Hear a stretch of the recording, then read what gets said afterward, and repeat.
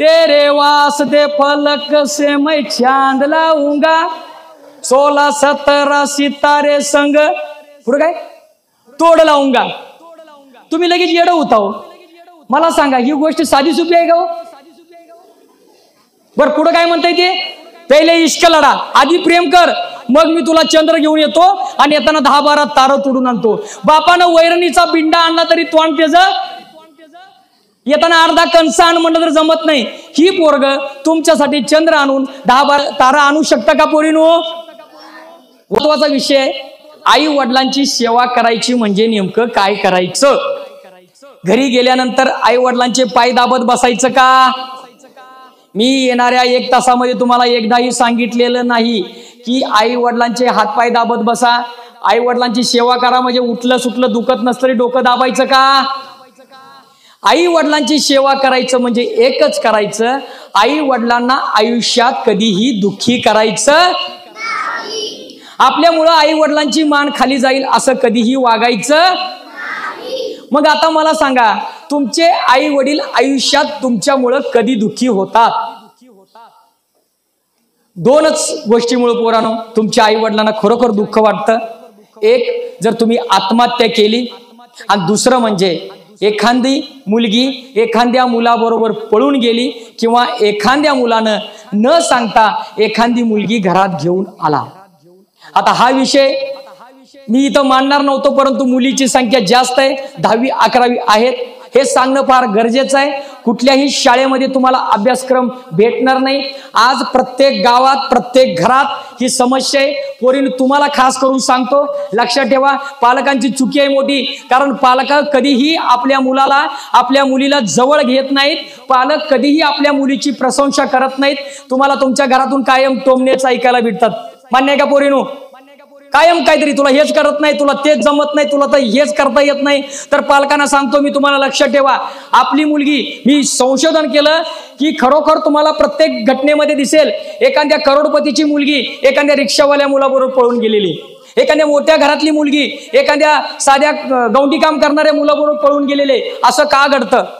एखादा तुमचा शिकलेला मुलगा कुठली तरी मुलगी घरामध्ये घेऊन येतो, असं का घडतं? याचं कारण मी तुम्हाला आज सांगणार आहे, कारण हे फार महत्वाचं आहे. आज आपल्या पुढं लक्षात ठेवा, पालकांना वाटत असेल माझी 10 एकर जमीन आहे, माझं भविष्य सुरक्षित आहे, मी 10 लाखाची एफडी केलेली आहे, माझं भविष्य सुरक्षित आहे, डोक्यातून काढून टाका. जर तुमचं पोरग चांगलं नसेल, तुमचं भविष्य अजिबात सुरक्षित नाही. लक्षात ठेवा. आज महत्वाचा पॉईंट तुम्हाला सांगणार आहे पोरीनो, तुम्हाला सुद्धा सांगणार आहे. तुम्ही एखाद्याच्या प्रेमात 100% पडणार आहे. जगातला एकही व्यक्ती नाही, आपले यशवंतराव चव्हाण जन स्मृती दिन आहे, ते सुद्धा प्रेमात पडले. पण कशाच्या प्रेमात पडले? ध्येयाच्या प्रेमात पडले. एखादा गोल टार्गेट केला त्याच्या प्रेमामध्ये पडले. प्रत्येक माणूस प्रेमात पडणारच आहे. तुमचं वय असं आहे, लक्षात ठेवा.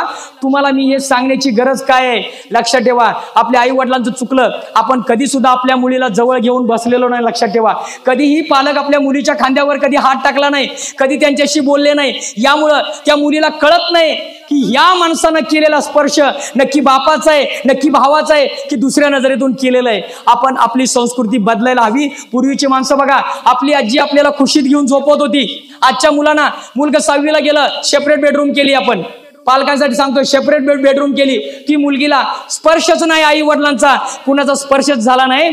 आणि पोरीनो, तुमच्या आयुष्यात आता या टप्प्यात बरीच काटुकुडुंबळी माहिती आहे का तुम्हाला? चकलीला काटुकुडुंबळी म्हणतात आमच्यात. चकली गोल गोल फिरते जागेवरच.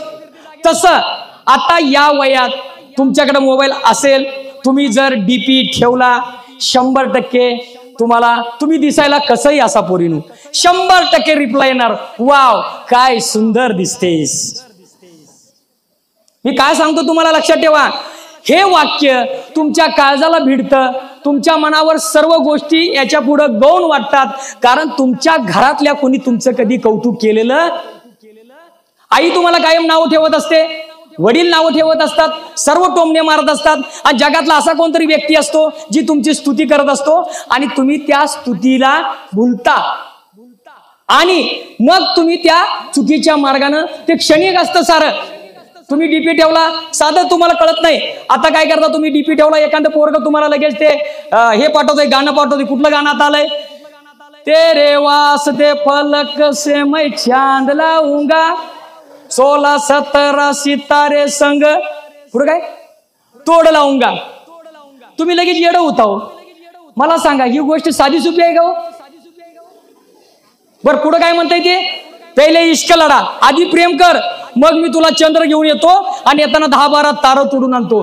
बापानं वैरणीचा बिंडा आणला तरी तोंड त्याच येताना अर्धा कंस आण म्हणलं तर जमत नाही. ही पोरग तुमच्यासाठी चंद्र आणून 10-12 तारा आणू शकता का पोरीनो? वास्तवाचं भान ठेवा. या वयात 100% असं होणार आहे. तुमचा जो माणूस स्तुती करतो त्याच्या पाठीमागचं कारण शोधा. आणि तुम्ही एका चुकीच्या एका क्षणासाठी एकदा पोरीनं तुमचं पाऊल चुकीचं पडलं, ज्या बापानं ज्या आईनं तुमच्यासाठी आयुष्यभर कष्ट केलंय त्या एका तुमच्या चुकीमुळं अखंड घरादाराचं आयुष्य बर्बाद होतं. पोरांनो तुम्ही सुद्धा विचार करा.